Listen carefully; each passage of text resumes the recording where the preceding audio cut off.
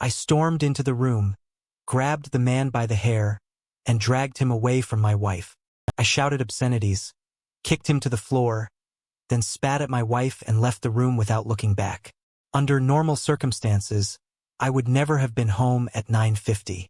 On the other hand, my wife is a stay-at-home mom with a child. I sent her a message to see if she was busy, and she replied that she was at the library. She couldn't hand me the phone, so I made the 15-minute trip back home. I was wondering whose Benz it was when I entered through the front door. Since Scene was at the library, there shouldn't have been any guests. I guess I'm a fool, because when I went to my bedroom to get my cell phone, I saw my wife in bed with another man in the guest room. I was paralyzed for a moment, but I calmed down and quietly took out my phone with the intention of taking a picture for the divorce. But I changed my mind because rage overcame me. I grabbed the guy by the hair and pulled him away from my unfaithful wife. I was shouting obscenities as I kicked him to the floor, and I spat at my wife and left the room. I was deaf to her screams, begging me to stop, pleading with me to wait, but I didn't hear anything. The Mercedes was blinking in my driveway. When I opened the trunk, I quickly looked to see if I had something suitable and chose a heavy metal jack. That's enough, I told myself, and began smashing all the windows, headlights, tail lights, and all the doors of the offender's car. Then, calmly, I returned to the trunk, threw the tool inside, and wiped the sweat from my forehead. At that moment, my neighbor Gator came out to see what was happening. I waved to him as I walked away from my driveway, ignoring my wife screaming at me to stop and let her explain everything. We had been married for 2 years, but we had been dating throughout college. Our son, Sebastian Jr., was 13 months old, and suddenly I realized I would be paying alimony forever. I couldn't believe my world was falling apart, and then the phone rang. I pulled into my office parking lot and organized my thoughts for the meeting. I met with the owners and my immediate supervisor about the idea of remote work for employees. This would allow the company to save thousands of dollars in rent every year, but they were against it because they were old and lacked foresight. I was going to change their minds. I ignored calls from my wife and, surprisingly, from her sister, and sent notes to myself via email. I left my phone on the seat and went to make my presentation. I sat in my corner in the office and sighed with relief. My neighbor, Bet, peed in and asked how did it go. I smiled. The meeting went great. I think we'll be working remotely by Christmas and my life down the drain. What happened? B asked. I went home and saw my wife sleeping with some idiot. My marriage is over. I thought I saw a fleeting smile on her lips. God, you're harsh. Yeah. That too, I replied. The landline phone rang and I saw it was my wife. I thought she was going to keep bothering me. So I answered, please don't bother me at work. Sen, no more dear, you made a mistake. Yes, I made a mistake when I married you, Cien, I said, and hung up the phone with a gesture. I furrowed my brow. No, for God's sake, listen to me. It wasn't me at home. I was at the library. It was Scarlett. I laughed. Why would Scarlett use our house? Yest works from home. Yest had been her husband for 6 months. Could it be true? Could it have been Scarlett and not Scene? I lowered my head and said, try it, prove it was Scarlett. I replayed the entire scene in my head, tried to imagine every image, every nuance I could remember, but nothing helped. How can I do that, darling? Please, you have to believe me. I love you. Come on, don't give up on us. Did you abandon us? When you opened your legs, I hit the phone on its base. Are you okay? B asked. Says it was her sister. Bet. I laughed. You've seen them, right? I nodded. So what's the problem? I looked at her and said they're twins. The rest of the day I felt like a zombie. I wasn't sure if I should go back home, look for a hotel, or what to do, but I expected an ambush upon my return. Sen and her sister were so close to their mother that I imagined all 3 of them would be there to confront me. I entered my garage at the usual time and saw that Scarlett and Barry were already there. Barry was my mother-in-law and could pass for a triplet with her daughters, except for the additional 20 years of experience reflected in her face. She was an exact copy of them. I approached my ambush, and when they all started talking at the same time, I raised my hand to stop them. Quiet, all of you. I approached the playpen of little BS and picked him up. How are you, baby? I asked as if he could respond. I tickled him and his laughter couldn't help but bring a smile to my face. I was worried about losing him after the divorce and if I would find someone to replace me. He was so young. Would they ever think of me as his dad? Or would they see my replak as his father? It was breaking my heart. A tear rolled down my cheek as I sat on the couch. Littleby squirmed and slid down my legs to crawl away quickly. The three women looked at me expectantly and each of them seemed like ready to strike Viper. "All right," I said, "where's EST?" "Why does EST have to be here?" Scarlett asked. I knew it was Scarlett because she had a mole on the back of her hand. I didn't notice her hand this morning. That would be too easy. I was a fool to leave without letting her explain how she begged me. There would have been no problem if I had just stayed. "Well, if it was you who slept with this man in my guest room, he doesn't deserve the right to know. I won't tell EST. I hope you'd keep this between us." "It's me, Rose." I laughed. "Do you expect me to believe it was you and not Scene?" "But I won't tell EST." "I don't believe you." Ray intervened. "Come on, let's not ruin marriages over this." "Oh, she's being a bit cheeky, Birdie. Let me tell you what's happening. My marriage is ruined and the only thing that can fix it is Scarlett confessing to EST about her infidelity." The women gasped and Scene began to sob. "EST is too good," Barry said, defending her daughters. "Wait a moment." I said, "I need to change. I'll be back in a minute." When I reached my bedroom, I called my father-in-law. "Dale, hey, are you coming?" "What happened?" "Dale, you need to come to my house right away. I've got a lot of trouble here and I need your help." "What's going on? Is everything okay?" "Yes, just come here as soon as possible." I ended the conversation and decided to buy some time. I took a quick shower and dressed in comfortable shorts and a sleeveless shirt. It would have been about 10 minutes by now, so Dale should be here soon. I headed downstairs. I looked at the three women who were whispering in conspiracy and grabbed a couple of beer bottles from the fridge. Just in time, Dale walked in without knocking, as was usual for him. I served him a beer and the ladies resumed their conversation. "C started it. Why did you call my father? He shouldn't get involved in this nonsense." He grumbled. "You're lucky. I only reached S voicemail." Scarlett opened her mouth. "I never called EST. I never liked that guy and didn't want to see him. What's going on?" Dale asked. "Well, today I found my wife sleeping with a man in my bed and they're trying to convince me that it was Scarlett." "No," she screamed. I nodded and continued as he looked at the women. "The problem is that Scarlett refuses to tell EST. She can save my marriage by destroying hers, but she doesn't want to do it. This tells me it wasn't her but Scene." "I agree." He said. He looked at me and asked, "And what's my wife's opinion?" I furrowed my brow. Beretti seems inclined not to tell EST and just move on. She seems to think that her daughters should be allowed to have affairs without consequences. Dale said, "If I even think you knew something about it or see you support in any way, I'll kick you out. Bring EST here. He should know his wife is being unfaithful and he can decide if he wants to stay married to her." A pleading look appeared on Sin's face, who turned to her sister Scarlett.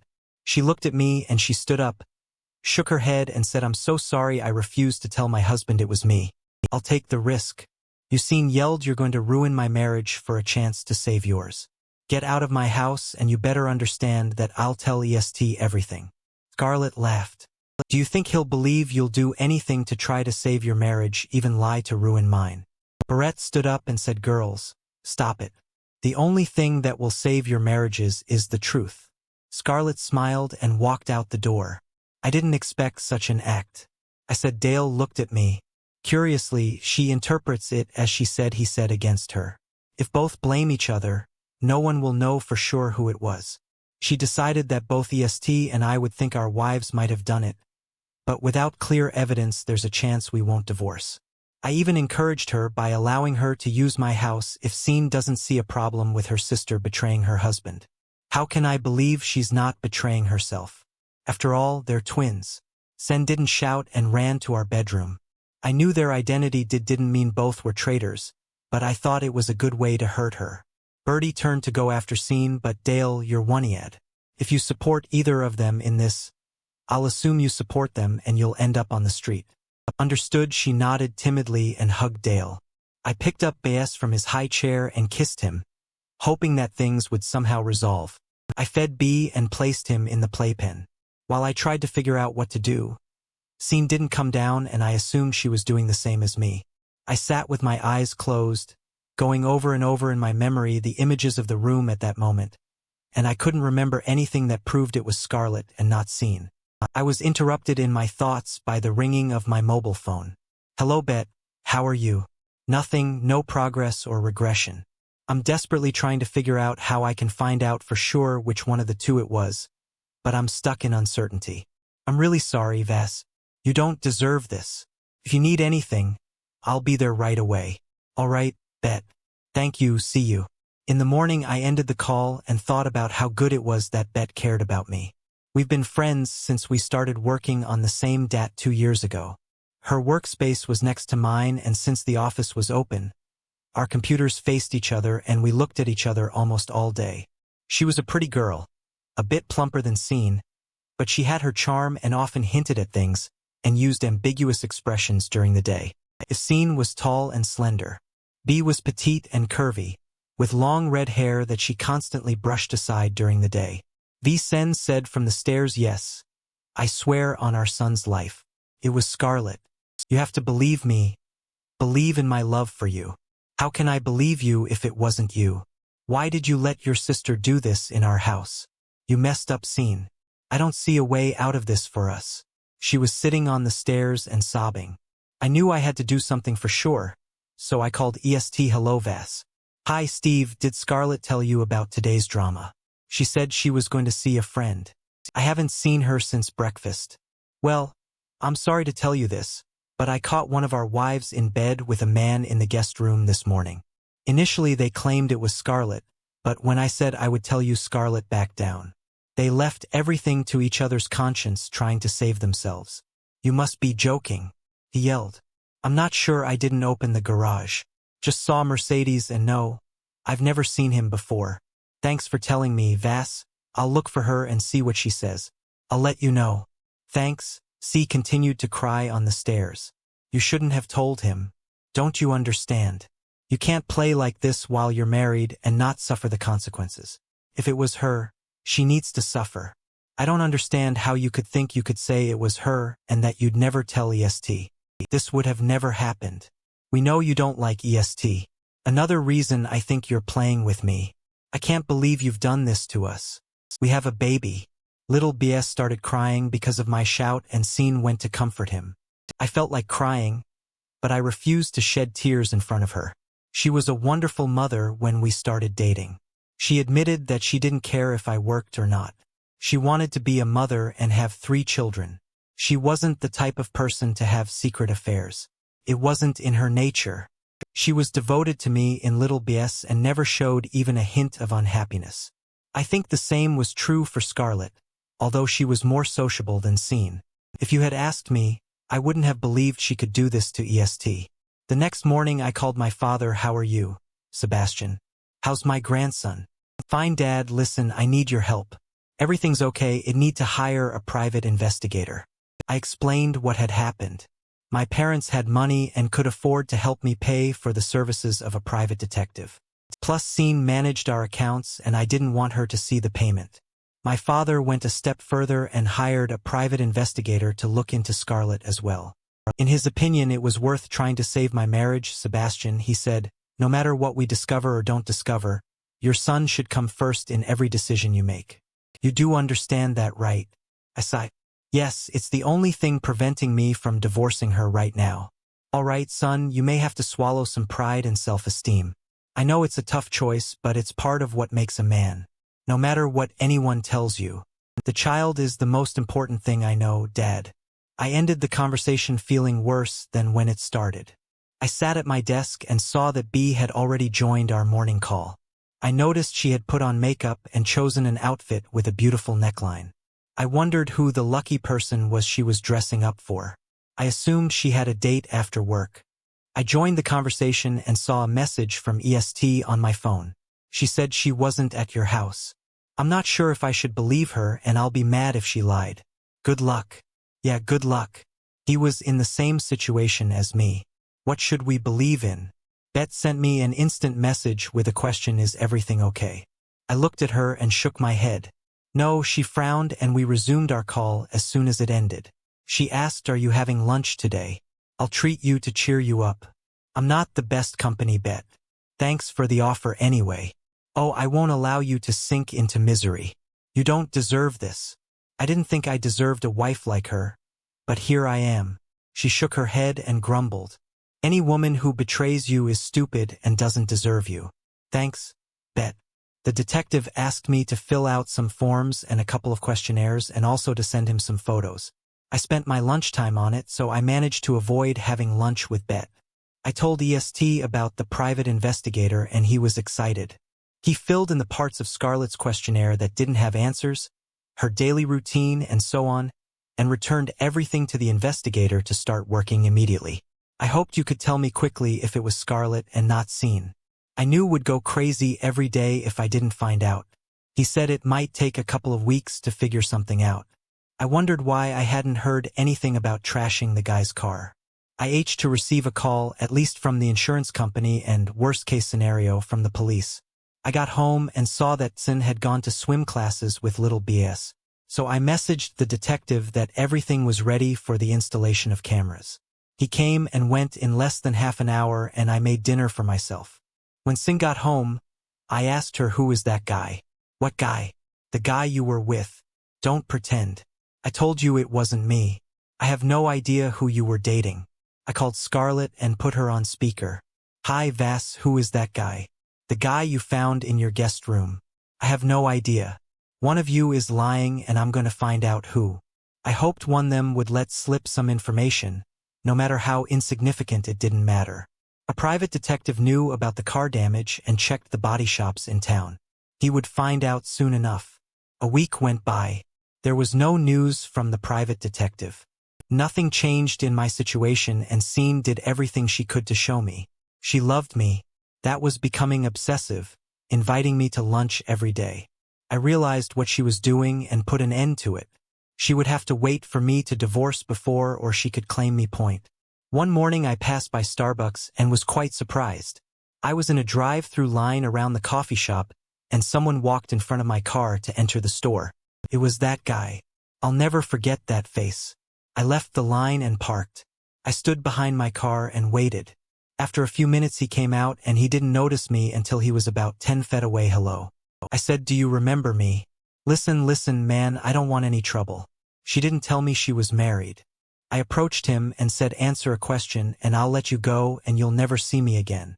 "Okay, buddy. Ask, who did you sleep with?" "What are you talking about?" He asked. "You saw us." "Who was she?" I shouted, "What was her name?" "I don't know her name. We met online on a forum." I called her the Siren and he flinched as if I were going to hit him. I took a deep breath and asked, "What's her phone number?" "I don't have a phone number. We communicate through private messages on the site." It was getting harder and harder not to hit him out of frustration. "What kind of website is that?" I asked. "It's a community. She posts pictures there. Some of them are nude and others in lingerie." We corresponded only once. After that she promised to pay for my car repair and I told her I didn't want to hear from her anymore. "I don't want any trouble, man. You better not get near her or we'll meet again. Understand? Yes, please." I swear I didn't know she was married. He walked away and I realized he was telling the truth. The most interesting part of that conversation was that he said she posted the photos. She may not have a name, but I have photos. I hope at least one of them shows her hands.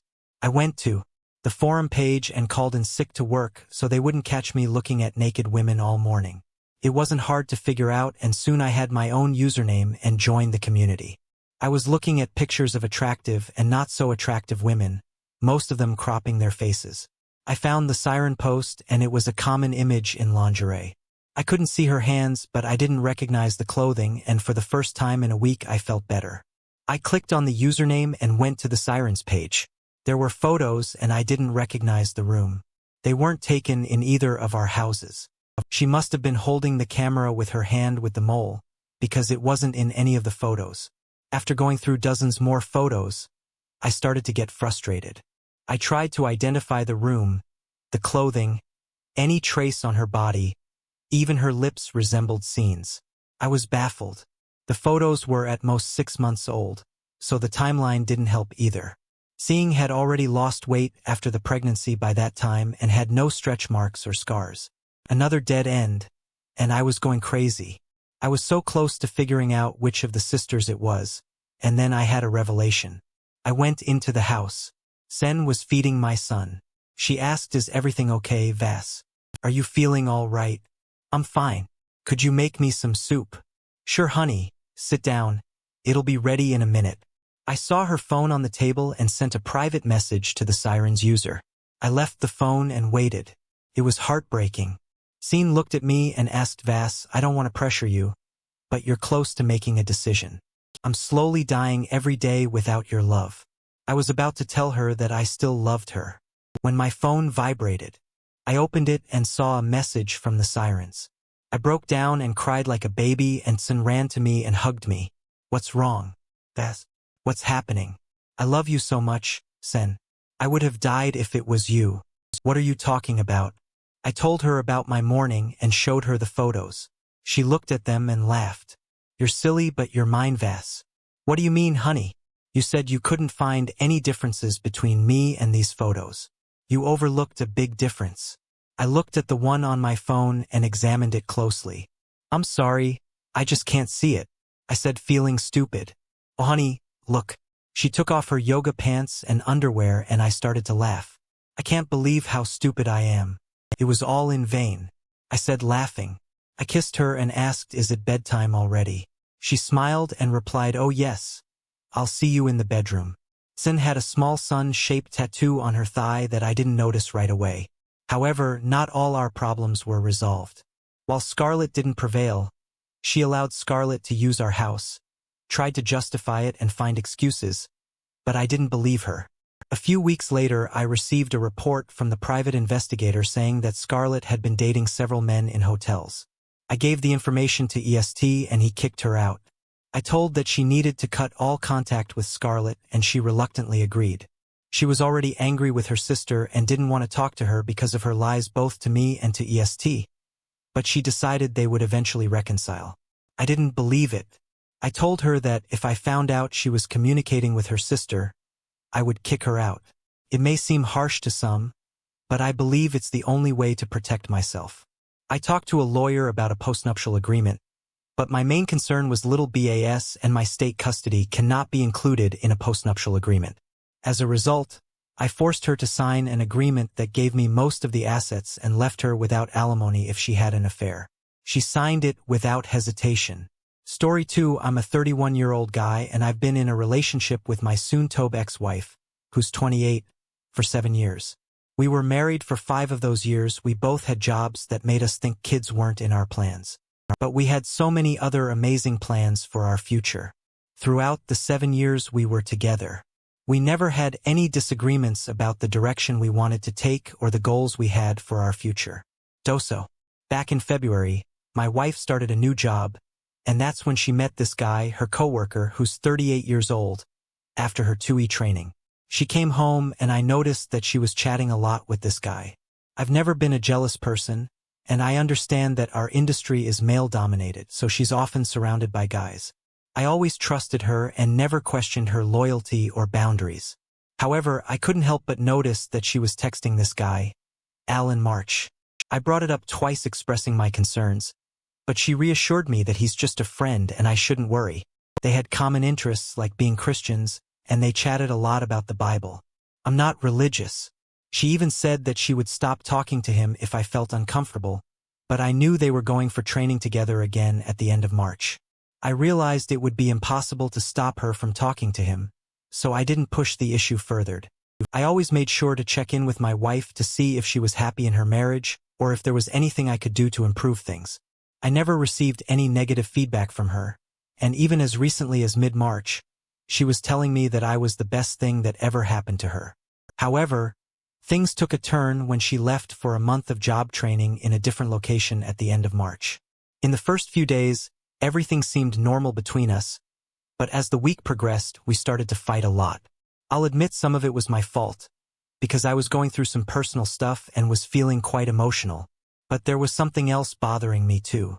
She seemed distant and expressed some strange ideas about the future that didn't sound like her at all. This made me feel uneasy, because we used to hardly ever argue about anything. I can't even remember the last time we had a big fight before April. It's been a confusing and challenging time for both of us. I felt really bad about arguing with her, because I knew how I'm important. It was for her. The main issue we were fighting about was her not maintaining clear boundaries with this guy from work, and it was obvious to me that he was interested in her romantically. Then she brought up the need for space and time to think about our relationship and our future. She assured me that she still loved me, but things weren't the same anymore. I was confused, but I respected her request for space, because I didn't fully understand what was going on. After a couple of days, she dropped the bombshell of divorce during a FaceTime conversation. It was devastating, and at that moment I still didn't have a clear grasp of the situation, but deep down I had a gut feeling that she might be leaving with this other guy. It's been a roller coaster of emotions and uncertainty for me. When she finally returned home in mid-May, I went to the airport to pick her up. As soon as I saw her, something felt off. She didn't even give me a hug after not seeing each other for a month and a half when we got home. She didn't bother unpacking her luggage that first night. She looked me in the eyes and told me directly that she wanted a divorce and that she no longer loved me. It was incredibly tough and hurtful, but I was still holding on to the hope that maybe our arguments and my emotional ups and downs had contributed to her feelings. So I tried to work things out, but the very next day she started acting differently. She claimed she wanted to clean the house and create nice memories for the last couple of days before she left. I sensed something wasn't right, and I felt like she was hiding things from me. So, for the first time in 7 years, I went through her phone there. I discovered that even before she came back home, she was already in a relationship with that coworker guy, and they had even signed a lease to move in together. This was just a month and a half after she had left home at the end of March. She had told this guy that she was willing to give up everything to start anew with him. It was a devastating revelation, and it left me feeling even more hurt and confused. I still feel terrible to this day for going through her phone, because it's something I had never done in our relationship before, and I felt like I had crossed a line. However, at that moment, I decided to take screenshots of her conversations with a coworker and acted like nothing happened, just to see how far she would go, with all the lies she had been telling me for the following days.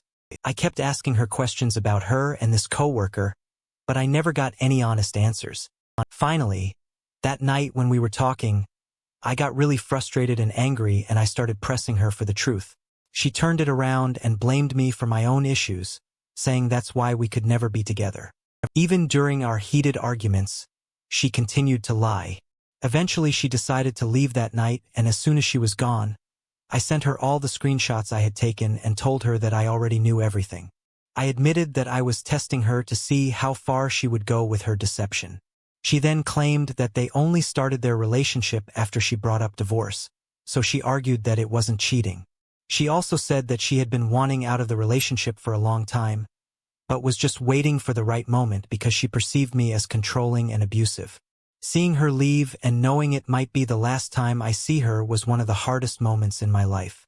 I kept asking her to be honest with me and show some respect for our marriage. Until the very end. She had been an amazing wife for 7 years, and it's tough for me to understand how she could change so drastically in such a short period of time. I'm still left with a lot of confusion and questions. After she moved out, I didn't waste any time and hired a lawyer to file for divorce. She didn't want any of the belongings. I got her the house, the cars, or any financial support.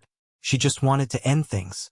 It's not a decision I wanted to make, but I couldn't risk her changing her mind, so I went ahead with the divorce process. I already have the signed paperwork back, so it's in progress now. It's been a tough journey, but I'm trying to stay strong and move forward. I wanted to make sure she learned a valuable lesson before I walked away for good.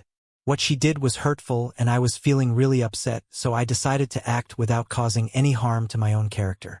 I gathered all the screenshots of her conversations with her coworker and put them into a PDF. Then I sent it to their boss. My hope was that this would help them understand the consequences of their actions and treat others with more respect in the future. And just like that, both of them got fired from the company, a perfect way to start their love story. Even though I'm still hurt by her cheating, I didn't want to stoop to her level and ruin my own reputation in the process. It's been 2 months since she told me she wanted a divorce, and I'm happy to say that I'm doing a lot better now. My son BX has been trying to contact me begging for mercy. She told me she's been having trouble finding a job since, and the guy she moved in with is having second thoughts on breaking up with her, since he lost his job because of her. If she thinks I will help her in any way, then she's absolutely nuts. During this time, I've been trying to focus on myself and work towards building a new life and becoming a better person. I understand that neither of us was perfect nor our relationship had its flaws, but what hurt me the most was how quickly everything changed. In less than 2 months, she went from being in her marriage to being in a new relationship and now living together with this person. It's been hard to grasp how all the memories we shared, the things we built together and the plans we have for the future, could seemingly vanish overnight because of someone new in her life. However, I've come to realize that dwelling on the past won't help me move forward. Instead, I want to focus on the positive aspects of my life and the opportunities that lie ahead. I'm learning to accept that some things are beyond my control, and I'm determined to create a bright future for myself. I believe that as time goes on, I'll heal and new adventures and joys will come my way. I am truly sorry to hear what you've been through. It must have been incredibly difficult to see your ex-wife drop everything for her co-worker and leave your marriage behind. It's hard to believe how quickly things can change, especially when you had so many beautiful memories and plans together for the future. I can only imagine how hurtful and confusing this experience must have been for you. It's not easy to come to terms with such a drastic change in someone you once shared your life with, but now it's essential to focus on healing and moving forward from the past. Remember that it's okay to feel upset and heartbroken, but don't let these emotions hold you back from embracing the future. Take the time you need to process everything, but also remember that you have the strength to build a new and fulfilling life for yourself. Surround yourself with supportive friends and family. Engage in activities that bring you joy and explore new opportunities. The healing process may take time, but as you move forward, you'll find that life is so much more in store for you. Take this as an opportunity to grow and discover new aspects of yourself. You deserve happiness in a bright future, and I truly hope you find it. Remember, you are not defined by your past, and you have the power to create a beautiful and fulfilling life ahead. Wishing you all the best on your journey of healing and moving on. Story 3. So before my girlfriend, 31 female and I 28 male, officially started dating, we were actually best friends for a good 10 years. We were part of the same friend group and practically spent every single weekend together and even more than that. However, we never dated initially because she used to be in a relationship with one of my best friends when they were younger, and I thought it wouldn't be a good idea to pursue anything back then. Fast forward a few years, she broke up with my best friend and began dating someone else, while I also got into my own relationship. Eventually, both of our relationships ended about 2.5 years ago, and that's when things got a bit complicated. We supported each other through our breakups and ended up hooking up after spending time together. As time passed, I developed stronger feelings for her and decided to take the plunge and ask her out on a proper date. However, she wasn't sure if she was ready for a new relationship, despite telling me she had cut off all contact with her ex-boyfriend. I must admit I got a bit persistent and eventually convinced her to give it a shot, and that's how we officially started dating. In the beginning of our dating, I had a conversation with my girlfriend about her ex-boyfriend. I wanted her to know that I was okay with her being friends with him if she wanted to, as long as she was open and honest about it. I understood that they had spent a significant part of their 20s together, lived together and had plans to get married, so I asked her to let me know if they ever reconnected in a significant way. I also suggested that she inform him about our relationship, so there would be no confusion and their interaction would remain platonic. After a couple of months, I discovered that she was texting her ex, and this bothered me. We had a serious conversation about it, and she admitted that she didn't tell me because she wasn't sure why she did it either. I told her that I valued honesty and asked her to be truthful with me if it was innocent texting. I assured her that I could forgive her to resolve issue. I asked her to text him right then and there to let him know about our relationship. We managed to make up after that incident, but the problem was that her ex would still come up in conversations occasionally, even when she was drunk. She would admit to missing him and feeling like he hated her because he never responded. I began to feel guilty, thinking I might have handled the situation poorly by cutting her off from someone in an unhealthy way. A few days ago, something happened that made me suspicious about my girlfriend's behavior, and it had been bothering me for a while. She was always very protective of her phone, and whenever I needed to use it for something simple, like directions, she would get defensive. So when she fell asleep while we were both drunk, I made a regrettable decision to go through her phone. To my shock, I discovered that she had been living a double life behind my back. She was seeing her ex-boyfriend regularly, even on days when she wouldn't meet me. He knew all the things about her life that she had kept hidden from me, and I was completely in the dark about their relationship too. The situation had become so convoluted that he believed she was living with her mom, but she was actually living in an apartment with her sister, where I would often see. Her sister, who I was also close friends with, was aware of everything that was going on, and to some extent even her mom knew about it. The lies she told were constant, detailed, and carefully planned, deceiving both me and the other guy. It was a shocking revelation and left me feeling betrayed and hurt. Once I found out, I made her confront everything, and it all just blew up after that. It was a difficult conversation, and things quickly got out of hand. The revelation shocked our entire friend group, leaving everyone in disbelief and causing chaos among us. To add to the mess, her sister advised her to cut me off, while my friend suggested I do the same to her. As I confronted her, she tried to beg and plead for me to stay, claiming she didn't want to lose me. But deep down I couldn't shake the feeling of betrayal and hurt.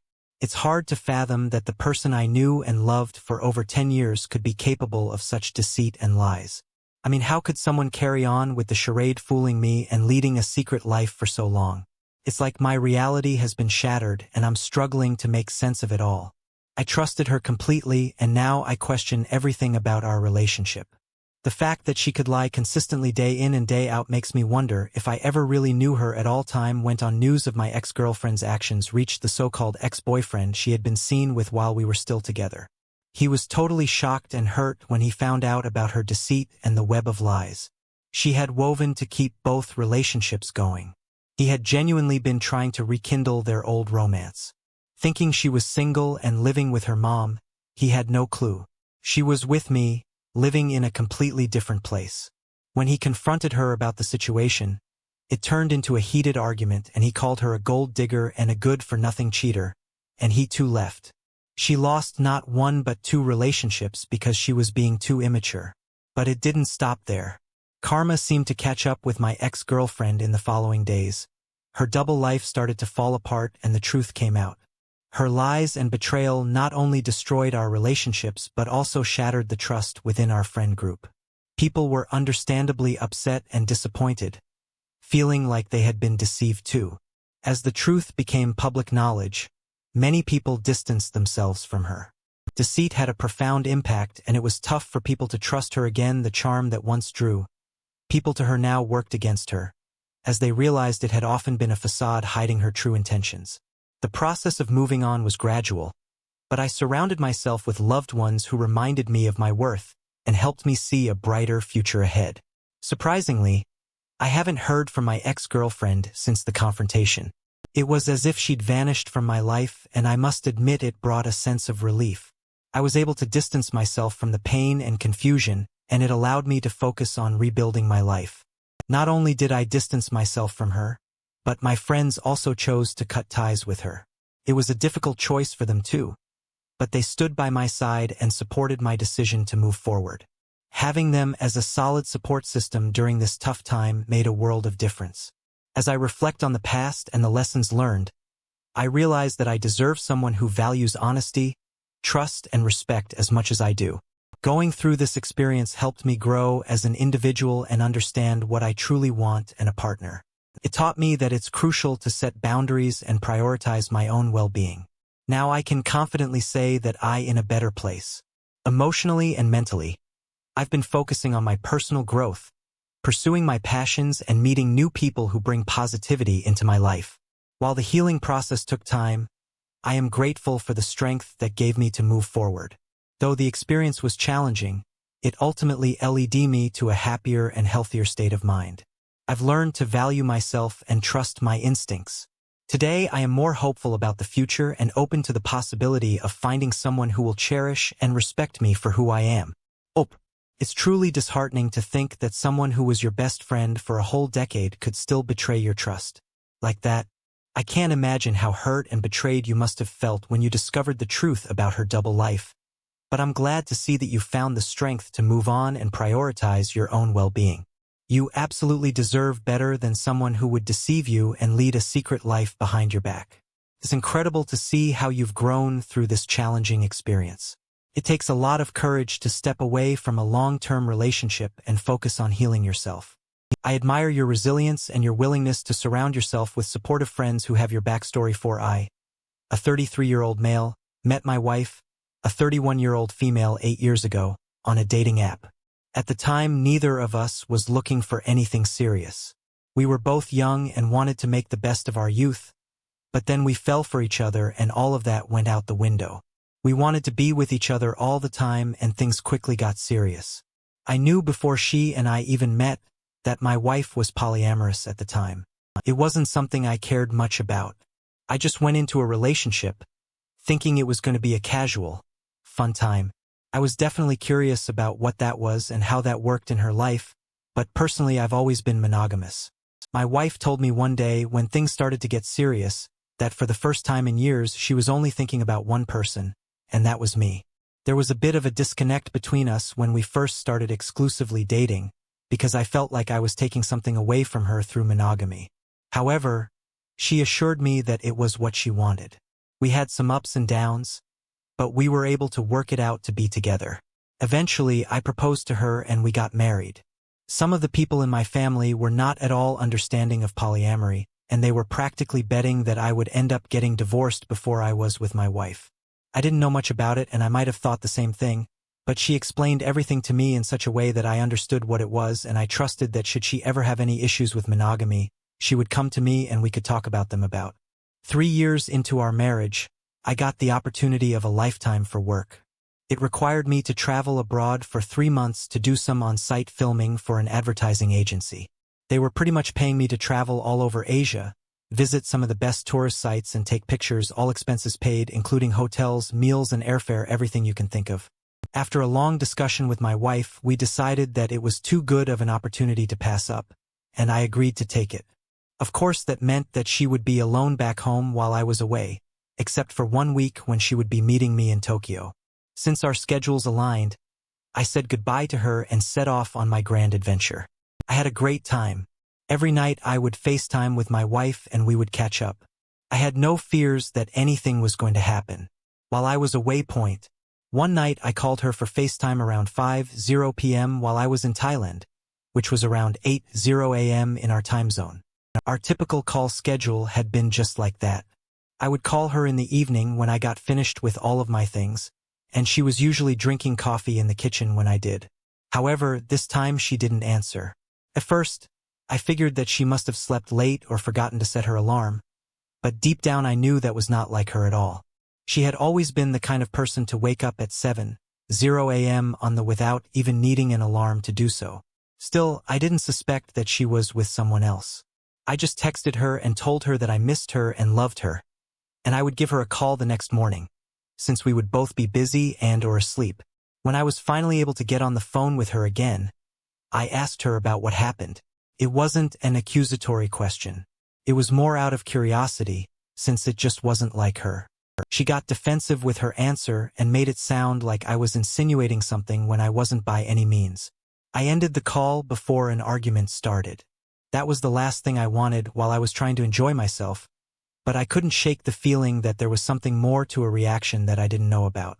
Eventually we made up and everything was fine, leading up to her visiting me in Tokyo. She got off the plane and I was at the airport to pick her up. I was excited to see her. She was my wife and I loved her and missed her. It had only been 2 weeks since I last saw her, but the first thing I wanted to do was just go back to the hotel room and be intimate with her.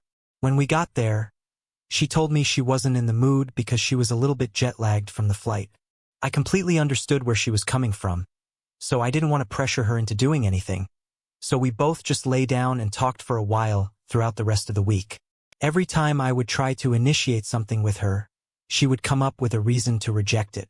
Whenever she would reject it, I wouldn't ask any questions or try to pressure her to give me answers about why she didn't want to sleep with me. It did strike me as odd, because she had always been the type of person who was very eager to have intimacy.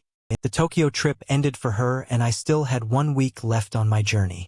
It flew by and I couldn't wait to get home because I could feel that there was some distance growing between my wife and me. Everything seemed normal when I got there, but she still wasn't wanting to sleep with me.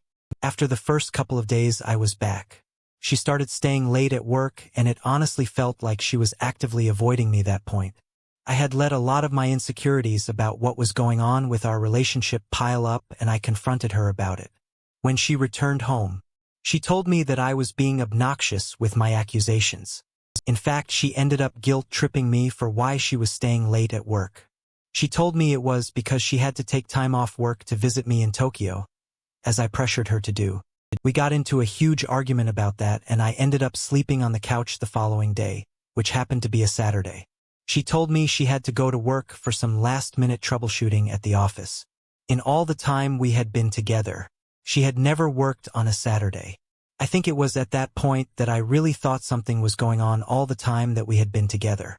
We had never had any issues with her polyamory, but as soon as I started to think that something was wrong, it popped its head right up. I couldn't help but wonder if she had taken advantage of the time that I was gone and slept with another person for a while. I convinced myself that I was just exaggerating and purposefully trying to hurt my feelings by thinking things like that. I distracted myself by trying to clean up some of the house. As I was looking under her bed to pull out any old clothes or trash, I found a sock. It was only one sock, but it wasn't mine. I knew that, and it wasn't the type of sock that my wife wore. It was someone else's sock who didn't live in my house. That was the push that I needed to seriously consider that my wife was in fact cheating on me. I went to her office and looked through her desktop to see if there were any indications of who it was with or what she was doing while she was supposedly at work. There was no indication from any of her recent emails that she needed to go into the office for any reason, so that helped me realize that she had already lied to me. Her inbox seemed clean, but when I looked over her desktop and clicked on her recycle bin, I found some pictures and videos that she had deleted but hadn't cleared. My heart completely sank when I saw that I recognized the man in the pictures right away. He was one of her co-workers. I had met him a few times at company gatherings and I always thought he was a bit chummy with my wife. I would make jokes about it with her and she would just laugh it off with me and tell me that he was married too, so I had nothing to worry about. I guess they both saw a prime opportunity to cheat on their partners. While I was out of town, I emailed myself the evidence and immediately began looking for a divorce attorney. Right away I started thinking of a way to get back at both of them for their betrayal, knowing that my wife was cheating on me with one thing, but the fact that she was cheating on me with a married man and ruining 2 relationships knowingly was like a slap in the face. I looked her coworker up on social media and found his wife pretty easily. I sent her a message asking if we could set up a time to speak face-to-face, since I had some news to share about her husband. She probably assumed the worst right away, but she agreed to meet me at a cafe. I saw her world crumbling when I told her, and I felt terrible. I felt the exact same way. I didn't want to let either of them just get away with their affair when they ruined both of our lives. I needed to come up with some way to get back at them. I spent the next few weeks pretending like everything was all right with my wife, and I encouraged the partner of her coworker to do the same. We both plan on leaving our spouses, but we wanted to get everything in order first. Both of us were going to surprise them with our divorce papers on the same day, so neither of them would have time to prepare when everything was done. I brought my wife out to a lovely restaurant. She thought I was surprising her with a nice date. Toward the end of the meal, she asked me what prompted the gesture, so I figured I might as well tell her. I pulled out the papers and slid them across the table to her. She was shocked and hysterical. She tried to contain herself, but it really was quite the scene. Other diners were watching us while she started crying. I explained why and told her I saw the pictures and I wasn't going to be with a cheater. She tried to tell me I was misinterpreting them and that she hadn't cheated, but I didn't believe it. I just left the restaurant, leaving her to pick up the bill. We got divorced and now we're living separately and have no contact with each other at all. Foully enough, her co-worker's wife actually messaged me one day and asked to get together. We kind of hit it off. Things are still complicated because the wounds are so fresh, but there could be something there. I'm so sorry you had to go through all of that. It isn't heard of for a polyamorous person to agree to monogamy when they fall for a certain person, but not everyone adjusts to that lifestyle. If she was so quick to take advantage of the opportunity when you were out of town, it makes me wonder if it was the first time or not you did the right thing by telling the affair partner's spouse she had the right to know that her husband was cheating as well. I'm glad you feel like you're building another connection with someone, but I would be careful not to jump into something else so fast, especially with someone who just went through the same thing. You could form some kind of trauma bond and that would be toxic. Story 5. When I was 27 years old, I met my fiancée, a 25-year-old female, 4 years ago. I knew right away that I wanted to spend the rest of my life with her. She was everything that I had been looking for. We'd only been dating for a year when I proposed, and we've been engaged for 3 years. The long engagement has caused some trouble for us. One of the biggest issues is that she wanted to plan her dream wedding, which subsequently would cost us quite a bit of money. I've never been one to care about superficial things like that. I would be more than happy going to the courthouse signing some papers and then spending all of the wedding money on her honeymoon. However, she had always dreamed of her big day and she wanted a big wedding with no compromise. Felt like every other week. The budget we set aside for the wedding had increased, and she was telling me that she had gone over and was apologizing for it. At some point, I noticed that her apologies were meaningless because she continued to go over. We were getting into a lot of arguments and there was a bit of resentment brewing between us. I'd had enough of her constant disregard for the financial constraints of the wedding, so I sat her down, intending to have a calm, reasonable conversation with her. She was immediately very defensive and told me that she wasn't sure if she could be with someone who was controlling. I was upset that she had accused me of being controlling when all I was doing was standing up for myself. When she was taking advantage of me after the fight, she ended up leaving and staying at her friend's house for a week. While we figured things out honestly, I thought it might have been the end for us. I was heartbroken. She was my dream girl and I cared so much about her. She eventually came back and we had a long discussion about the wedding. We both agreed that we still wanted to be together but needed to set some boundaries. We also agreed that we would move forward with what we have for the wedding and halt all further planning. That was the only compromise on the issue I would allow, since we were already over budget by 50 and we had 150 people invited. We fell back into our old patterns with each other, and it seemed like our temporary break and discussion actually helped our relationship. The wedding was only a few months away and we were doing well. As we got closer to the wedding date, some of the stressors started to come back. For us, my fiancée's coping mechanism with the stress was to throw herself into her work. She's a graphic designer and very creatively inclined, so it helped alleviate the stress. So instead of being home with me, she was at work.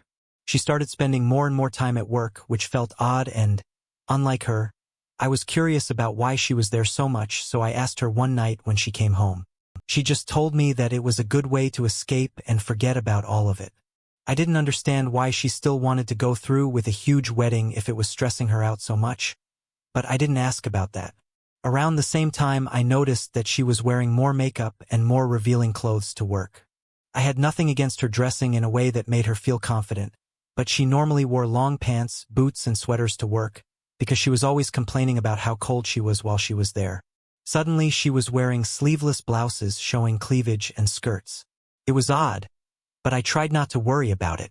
Honestly, I've seen a ton of those at a jerk videos and stories exposing cheaters, so a lot of the things she was doing were raising red flags for me. I needed to find out if something was going on before the wedding. I didn't want to be married to her and then find out she was with an ex or something after we were legally attached. I did some snooping on my own, but didn't find anything. One thing I've always known about liars is that they're good at hiding their lies, so I justified hiring a private investigator to follow her. I reached out to someone who specializes in infidelity and they agreed to take the case. I could only afford to pay them for a few days because the wedding was depleting a lot of my savings. The first day they didn't find anything. She went to work and went home with no issue. I thought that maybe I was overreacting, but my gut told me not to call the private investigator off the next day. I was glad I trusted my gut. My fiancée texted me about midway through the day that she would be staying late at the office. She said that she was helping a coworker with some excess work they had before a due date. However, the evidence the private investigator brought back to me told a different story. They emailed me a file with videos and pictures of my girlfriend with her boss in his office having sex right on his desk while other employees were in the office. I just remember staring at the computer screen until it turned itself off. I was so shocked by what I saw when I collected myself. I started to think about my options. There was absolutely no chance I was going through with the wedding, but I needed to figure out how to end it. I wanted a little revenge on her for cheating on me, and an idea hit me, so before I acted on it, I packed up some of my stuff and texted my brother to see if I could stay with him. When I got to his house, I drafted an email to our entire wedding guest list. In the email, I told them all that it was canceled and attached the evidence of my fiancé's affair. Surprisingly, I got several responses back from relatives, co-workers, and friends about it. What surprised me the most, which I didn't even realize at the time, was that my fiancé's HR manager was on the list.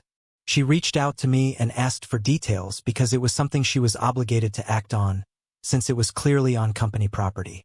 I told her everything I knew.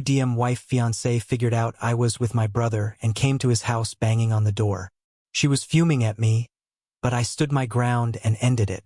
I told her I was contacting the venue, vendors, and everyone else involved in the wedding and having all of my money refunded to me. I felt bad when she was crying in front of me, but then I remembered how she cheated on me and I didn't anymore. She and her boss were both fired for their inappropriate relation on the job. She tried to call me and tell me that I was still obligated to pay for the apartment, even though I didn't live there, but I managed to work something out with the apartment complex to pay for 1 month and get off the lease. I think they were just willing to work with me because of the situation that my now ex-fiancée was forced to move out because she lost her job and couldn't afford rent on her own, having dumped what little she had in savings into a wedding that never happened. I'm sorry you had to go through something like that. It sounds like your ex was manipulating you from the start, when she wasn't respecting your budget for the wedding. I'm not saying you were wrong for following your heart and proposing so early, but it's usually best to spend some time with someone before proposing to avoid situations like that. People tend to hide their less desirable qualities early on. I'm glad you were able to get out of the relationship in your lease so you didn't end up marrying her. You saved yourself a lot of stress by avoiding the inevitable divorce. I wish you the best moving forward.